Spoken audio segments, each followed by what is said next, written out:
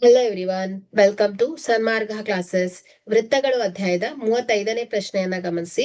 ನೀಡಿರುವ ಚಿತ್ರದಲ್ಲಿ ಓ ವೃತ್ತ ಕೇಂದ್ರವಾಗಿದ್ದು ಕೋನ ಬಿಒಸಿ, ಕೋನ ಬಿಒಸಿ 30 ಡಿಗ್ರಿ ಮತ್ತು ಕೋನ ಎಒಬಿ 60 ಡಿಗ್ರಿ ಇರುವಂತೆ ಎ ಬಿ ಮತ್ತು ಸಿ ಗಳು ವೃತ್ತದ ಮೇಲಿನ 3 ಬಿಂದುಗಳಾಗಿವೆ.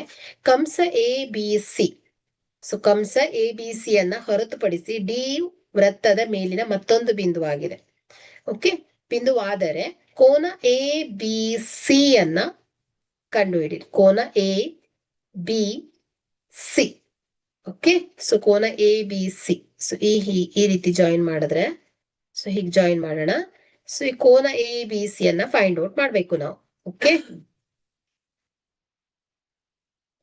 ಸರಿ, ಇಲ್ಲಿ ಎ ಬಿ ಮತ್ತು ಬಿ ಸಿ ಗಳನ್ನ ಸೇರಿಸಿದ್ದೇವೆ. ಓಕೆ, ಎ ಬಿ ಮತ್ತು ಬಿ ಸಿ ಗಳನ್ನ ಸೇರಿಸಿದ್ವಿ ಅಲ್ವಾ? ಈಗ reflex angle of A O C ಅನ್ನ ಫೈಂಡ್ ಔಟ್ ಮಾಡಬೇಕು. ಇದರ ರಿಫ್ಲೆಕ್ಸ್ ಆಂಗಲ್ ಏನಾಗುತ್ತೆ ಇದು. ಓಕೆ, ಇದು reflex angle of A O C ಆಗುತ್ತೆ.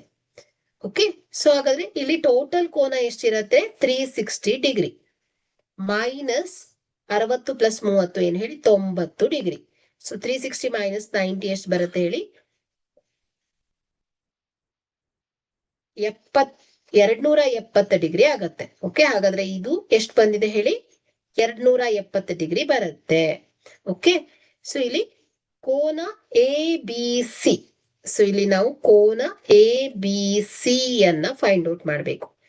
ಇಲ್ಲಿ ಸುತ್ತಳತೆಯು ಕೋನವು, ಈ ಒಂದು ಸುತ್ತಳತೆಯ ಕೋನವು ಕೇಂದ್ರ ಕೋನದಿಂದ ಅರ್ಧದಷ್ಟು ಇರುತ್ತೆ.